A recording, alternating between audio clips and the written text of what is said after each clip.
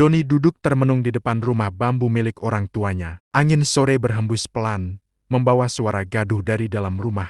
Sejak pagi, ia mendengar orang tuanya berdebat dengan nada tinggi, membicarakan nasibnya. Doni harus menikah dengan Ratna. Ini kesempatan kita keluar dari kemiskinan. Suara ayahnya terdengar lantang. Ibunya mengangguk penuh semangat. Iya, nak, kamu tahu sendiri kan bagaimana sulitnya hidup kita. Sawah sudah tergadai, utang menumpuk.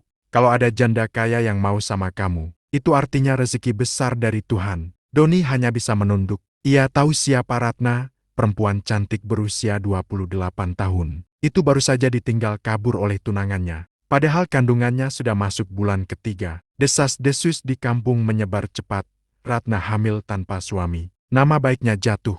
Kini keluarganya memaksa Doni menjadi penyelamat, bukan karena cinta, melainkan karena mahar 200 juta yang dijanjikan keluarga Ratna. Ayah, ibu, aku belum siap menikah, apalagi dengan janda yang sudah hamil. Suara Doni bergetar, namun belum sempat ia menyelesaikan kalimat. Ayahnya membanting meja. Diam, Doni, kau kira kau punya pilihan. Kalau kau menolak, kau durhaka. Uang 200 juta itu bisa menyelamatkan kita semua. Ingat, bukan hanya kau yang hidup di dunia ini, ada kami juga, orang tuamu. Air mata Doni jatuh, bukan karena takut, tapi karena hatinya hancur. Ia merasa hidupnya dijual demi uang. Namun, di dalam dirinya ada rasa iba. Ratna mungkin salah karena jatuh cinta pada lelaki yang salah. Tapi apa adil jika ia harus menanggung semuanya sendirian? Hari itu juga, keputusan diambil. Tanpa cinta, tanpa restu dari hati, Doni akhirnya dipaksa menyetujui pernikahan. Bukan karena ia rela, melainkan karena ia tak mampu melawan keluarganya. Di malam itu, Doni termenung menatap langit. Ia berbisik lirih, "Ya Tuhan, apakah ini takdirku? Menikah dengan wanita yang bahkan tidak aku cintai, hanya demi uang." Dan di kejauhan, Ratna pun duduk sendiri di kamarnya, menatap perutnya yang mulai membesar. Air matanya jatuh, bercampur dengan sebuah tekad. Kalau pria itu berani meninggalkanku, maka aku akan pastikan lelaki lain menanggungnya, walau dengan cara apapun. Hari pernikahan semakin dekat. Desa kecil tempat Doni tinggal mulai ramai dengan kabar bahwa pemuda miskin itu akan menikahi Ratna, janda cantik yang hamil 3 bulan. Banyak yang berbisik, sebagian meremehkan, sebagian lagi iri karena tak menyangka seorang seperti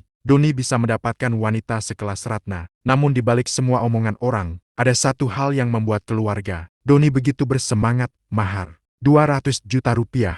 Di ruang tamu rumahnya, ayah Doni duduk sambil menghitung-hitung lembaran uang muka yang sudah diberikan keluarga. Ratna, matanya berbinar, seakan menemukan harta karun. Lihat ini, Doni, baru separuhnya saja sudah bisa melunasi utang kita. Setelah resmi menikah, sisanya akan cair. Kau harus bangga, nak, kau telah menyelamatkan keluarga kita. Doni hanya menatap kosong. Baginya, angka itu hanyalah beban. Uang yang seharusnya menjadi berkah kini justru terasa seperti belenggu di lehernya. Ayah, apa semua ini sepadan? Bagaimana dengan hidupku nanti? Bagaimana kalau aku tak bisa membahagiakan dia? Aku bahkan tak mencintainya. Seketika ayahnya menatap tajam. Cinta bisa datang belakangan. Kau pikir orang miskin sepertimu bisa memilih?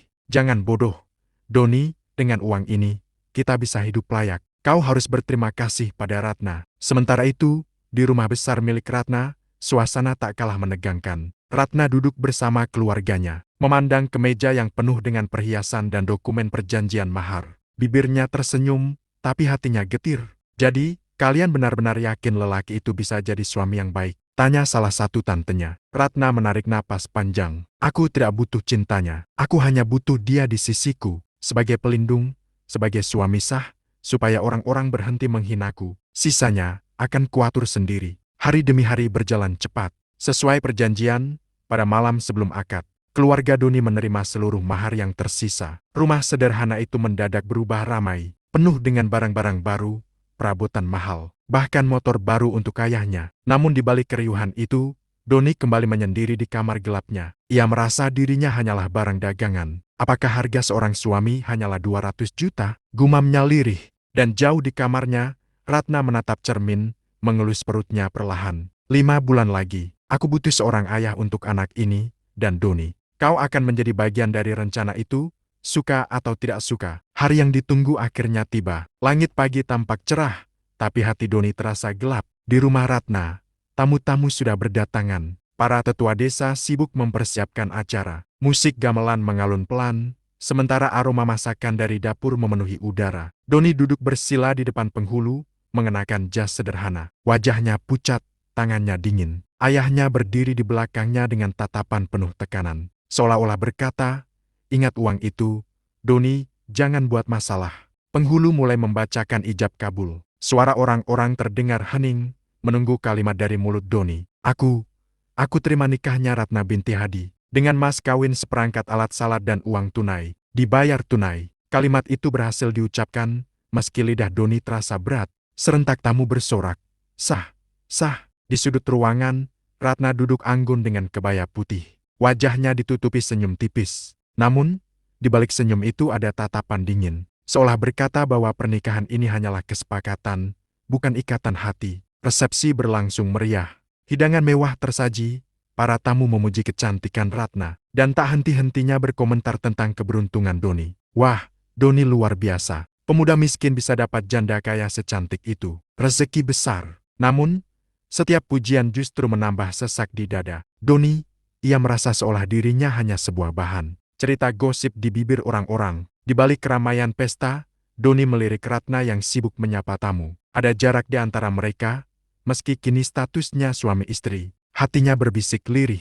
Apakah aku bisa mencintainya? Atau aku hanya akan menjadi bayangan di hidupnya? Malam pun tiba. Setelah pesta usai, rombongan tamu pulang, dan rumah besar Ratna menjadi sepi. Doni berdiri di depan pintu kamar pengantin, jantungnya berdebar keras. Ia tahu malam ini adalah awal dari segalanya. Ratna sudah duduk di ranjang dengan gaun tidur sutra yang berkilau. Wajahnya tampak tenang, bahkan terlalu tenang. Selamat datang di hidup barumu, Doni, ucapnya pelan. Dengan senyum yang sulit ditebak antara hangat atau penuh rahasia. Doni menelan ludah. Ia sadar, malam ini bukan sekadar malam pertama, tapi awal dari sebuah pernikahan tanpa cinta. Malam pertama seharusnya penuh kehangatan, tapi bagi Doni itu justru terasa asing. Ia duduk di tepi ranjang, kaku, tak tahu harus berbuat apa. Sementara Ratna memandanginya dengan tatapan tajam, seakan sedang menilai seorang budak yang baru dibelinya. Doni, suara Ratna pelan, tapi menusuk. Kau tahu kenapa aku memilihmu? Doni menoleh dengan wajah bingung. Karena keluargaku setuju, karena aku, pria yang bisa menjaga nama baikmu. Ratna tersenyum miring. Bukan, aku memilihmu karena kau mudah dikendalikan. Kau miskin, tak punya da'a. Itu yang membuatku yakin. Kau tidak akan meninggalkanku. Seperti dia. Doni tercekat.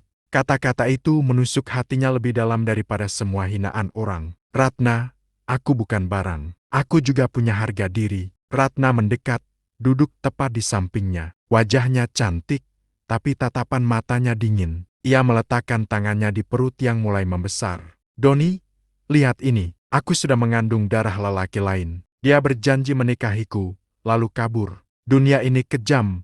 Doni, kalau aku tidak punya suami, anakku akan lahir tanpa ayah. Kau tahu betapa besar aib itu? Doni terdiam. Ia bisa merasakan kesedihan di balik kata-kata Ratna, meski diucapkan dengan nada angkuh. Tapi kenapa aku? Bisiknya. Ratna menatapnya dalam-dalam. Karena aku tidak butuh cinta, aku hanya butuh status. Aku hanya butuh seseorang untuk berdiri di sampingku. Dan orang itu adalah kau. Hening menyelimuti kamar. Doni menunduk, merasa semakin terjebak. Pernikahan ini bukanlah takdir indah, melainkan sebuah perjanjian dingin yang penuh rahasia. Ratna kemudian menambahkan dengan suara lirih, hampir seperti bisikan. Dan jangan pikir pernikahan ini akan mudah. Aku punya syarat, Doni. Kau harus siap melayani semua kebutuhanku. Kapanpun aku mau. Kalau tidak, uang 200 juta itu akan jadi neraka bagi keluargamu. Doni menelan ludah. Jantungnya berdetak kencang. Ia mulai menyadari, perempuan di hadapannya bukan hanya seorang janda kaya, tapi juga wanita penuh rahasia dan ambisi. Di luar kamar, angin malam bertiup kencang, seakan membawa pesan bahwa kehidupan Doni baru saja memasuki babak paling gelap. Malam semakin larut, lampu kamar berwarna kuning redup, bayangan tirai bergoyang ditiup angin. Doni duduk di ujung ranjang, wajahnya pucat, sementara Ratna berjalan pelan ke arahnya, dengan gaun tidur tipis berwarna merah marun. Setiap langkahnya menimbulkan ketegangan di dada Doni. Kenapa kau diam saja? Suara Ratna terdengar lembut, tapi menyimpan perintah yang tak bisa ditolak. Malam ini kau resmi jadi suamiku. Apa kau lupa tugas seorang suami? Doni menunduk, jemarinya meremas selimut aku. Aku masih canggung, Ratna. Aku bahkan belum siap. Ratna tertawa kecil. Tawanya dingin, bukan tawa kebahagiaan. Ia mendekat, lalu memegang dagu Doni, memaksanya menatap mata tajamnya. Doni, dengarkan aku baik-baik. Aku tidak menikahimu untuk bermain sandiwara. Aku butuh suami, bukan boneka yang hanya duduk ketakutan. Doni bergidik, jantungnya berdebar keras. Ia bisa mencium aroma parfum Ratna yang tajam menusuk hidung. Wajah Ratna begitu dekat, namun bukan kedekatan yang menenangkan melainkan menakutkan. Ratna kemudian berbisik, dengan nada yang membuat darah Doni membeku. Malam ini, kau harus melayaniku. Jangan sekalipun kau menolak. Karena mulai malam ini, hidupmu ada di tanganku. Doni menutup mata, menahan gejolak batin. Ia tahu tak bisa melawan. Di luar kamar, keluarganya sedang berbahagia, menikmati hasil mahar 200 juta. Tak ada yang peduli pada perasaan dirinya. Suasana semakin mencekam saat Ratna menarik tangan Doni dan menaruhnya di perutnya yang mulai membesar. Lihat ini, Doni, anak dalam kandunganku butuh ayah. Dan kau, mau tidak mau, harus berperan sebagai itu. Jadi berhentilah ragu, tunjukkan padaku, kau lelaki. Kata-kata itu membuat tubuh Doni kaku. Malam itu, ia tak hanya merasa menjadi suami, tapi juga tawanan dalam rumah tangga yang dipaksakan. Hening panjang menyelimuti kamar. Hanya suara detak jam dinding yang terdengar, seolah menghitung detik-detik awal penderitaan. Doni, malam pertama itu bukan lagi malam cinta, melainkan malam penuh tekanan. Malam yang akan mengubah hidupnya selamanya. Malam kian larut, hujan mulai turun, menimbulkan suara gemuruh di luar jendela. Di dalam kamar, Doni sudah terbaring dengan tubuh lelah. Ia masih berusaha menenangkan diri setelah tekanan yang Ratna berikan sejak awal malam. Namun Ratna belum selesai. Perempuan itu duduk di tepi ranjang, rambutnya terurai. Wajahnya setengah tertutup bayangan lampu temaram. Ia menatap Doni yang hampir terlelap, lalu berkata pelan tapi tegas. Doni, aku punya permintaan, dan kau harus menepatinya. Malam ini juga. Doni membuka mata perlahan. Apalagi, Ratna, aku sudah lelah. Ratna tersenyum tipis. Lelah? Kau pikir pernikahan ini tentang kenyamananmu? Tidak, Doni, malam ini kau harus melayaniku. Doni menarik napas panjang, mencoba sabar. Baiklah, aku akan mencoba. Tapi tolong, jangan paksa aku lebih dari kemampuanku. Tatapan Ratna berubah tajam. Bibirnya mendekat ke telinga Doni, lalu ia berbisik, 5 kali, malam ini. Kau harus melayaniku 5 kali. Doni sontak terbelalak. Ia duduk, menatap Ratna dengan wajah kaget. Apa? 5 kali? Ratna, itu gila. Aku bahkan hampir tidak kuat sekali tadi. Bagaimana mungkin 5 kali? Ratna tidak bergeming. Ia menyilangkan tangan di dada, tatapannya penuh kuasa. Kau pikir aku main-main? Aku memilihmu karena aku butuh lelaki yang sanggup. Kalau kau tidak bisa, jangan salahkan aku kalau uang 200 juta itu berubah jadi kutukan bagi keluargamu. Kata-kata itu membuat darah Doni berdesir dingin. Ia teringat wajah ayah dan ibunya, yang kini sedang bergembira menikmati harta pemberian Ratna. Ia tahu, jika ia menolak, semuanya bisa hilang seketika. Ratna, aku manusia, bukan mesin, bisik Doni lirih, hampir menangis. Namun Ratna hanya mendekat, menatapnya dengan senyum penuh misteri. Kalau begitu, buktikan kalau kau cukup kuat untuk menjadi suamiku. Malam ini, aku ingin melihat batasmu. Hening menyesakan memenuhi kamar itu. Doni merasa tubuhnya gemetar, bukan hanya karena lelah, tapi juga karena terjebak dalam pernikahan yang penuh tuntutan. Malam yang seharusnya menjadi awal kebahagiaan, kini berubah menjadi ujian yang mustahil ia jalani. Malam semakin panjang, jarum jam menunjukkan pukul 1 dini hari. Tubuh Doni sudah gemetar, peluh membasahi keningnya. Ia bahkan hampir tak sanggup mengangkat tangannya. Tapi di sisi lain, Ratna masih terjaga dengan tatapan penuh hasrat yang tak padam. Doni, baru 2 kali, kau masih punya 3 kali lagi, ucap Ratna datar. Seakan itu hanyalah hitungan biasa, bukan perjuangan yang menguras tenaga. Doni menunduk, wajahnya pucat. Ratna, aku tak kuat lagi, aku manusia biasa, jangan paksa aku sampai mati. Ratna meraih wajahnya, menatapnya erat. Ada cahaya aneh di matanya campuran luka, dendam, dan kebutuhan yang tak bisa dijelaskan. Aku butuh ini, Doni, aku butuh kau membuktikan kalau kau bisa menemaniku, bisa menggantikan dia yang sudah pergi. Kalau kau menyerah malam ini, aku tak akan pernah percaya padamu lagi. Kata-kata itu menusuk jantung Doni. Ia teringat wajah ayah dan ibunya yang penuh harapan. Teringat rumah kecil yang kini mulai diperbaiki dengan uang mahar. Semua itu seakan tergantung pada dirinya. Ia menggenggam tangannya sendiri erat-erat, berusaha mengumpulkan sisa tenaga. Dalam hati ia berbisik lirih, kalau ini memang nasibku, aku harus jalani. Aku tidak boleh mengecewakan semua orang. Sekalipun aku hancur, aku harus bertahan. Dengan tubuh yang hampir roboh, Doni kembali memenuhi permintaan Ratna. Setiap detik terasa panjang, setiap tarikan napas seperti menyayat. Tapi di balik rasa sakit dan lelah itu, ada secul perasaan lain yang tak pernah ia bayangkan, tanggung jawab. Entah bagaimana, di sela keputusasaan itu, Doni mulai melihat sisi lain Ratna di balik wajah kerasnya. Ia menyadari ada luka besar yang Ratna sembunyikan. Mungkin itulah alasan kenapa Ratna begitu haus akan pembuktian. Ia ingin menutupi kekosongan hatinya dengan kebersamaan yang memaksa. Ketika dini hari menjelang, Doni akhirnya terbaring lemas, hampir tak sadarkan diri. Ratna menatapnya lama, lalu berbaring di sampingnya. Untuk pertama kalinya, wajah Ratna tampak lembut, tidak lagi garang. "Terima kasih, Doni," bisiknya lirih, sebelum akhirnya memejamkan mata. Doni, meski hampir tak sanggup bernapas, hanya bisa tersenyum tipis. Dalam hatinya ia berkata, "Kalau ini memang jalanku, aku akan tetap bertahan. Karena kini aku bukan hanya seorang lelaki miskin, aku adalah suami, dan aku harus tanggung jawab bagaimanapun caranya." Malam itu, antara rasa takut dan tanggung jawab, Doni resmi masuk ke dalam pusaran rumah tangga yang tak pernah ia pilih. Tapi kini tak bisa lagi ia tinggalkan. Matahari pagi menembus celah jendela, menyinari kamar pengantin yang semalam penuh dengan pertarungan batin. Doni terbangun dengan tubuh lemas, setiap ototnya pegal, seakan habis bertarung dengan dirinya sendiri. Ia menoleh, melihat Ratna masih tertidur di sampingnya. Wajah perempuan itu tampak jauh berbeda dari semalam. Tidak lagi penuh tekanan, tidak lagi garang, melainkan damai. Ada ketenangan di balik paras cantiknya. Untuk pertama kalinya, Doni menyadari bahwa Ratna juga seorang wanita biasa, dengan luka dan kerentanan yang ia sembunyikan di balik sikap kerasnya. Saat Ratna perlahan membuka mata, Doni refleks menunduk, takut disodori lagi permintaan berat. Tapi yang terjadi justru sebaliknya. Ratna menatapnya dengan mata sendu, lalu berkata pelan, "Doni, terima kasih. Kau sudah berusaha untukku." Kalimat itu membuat dada Doni hangat, meski tubuhnya masih perih.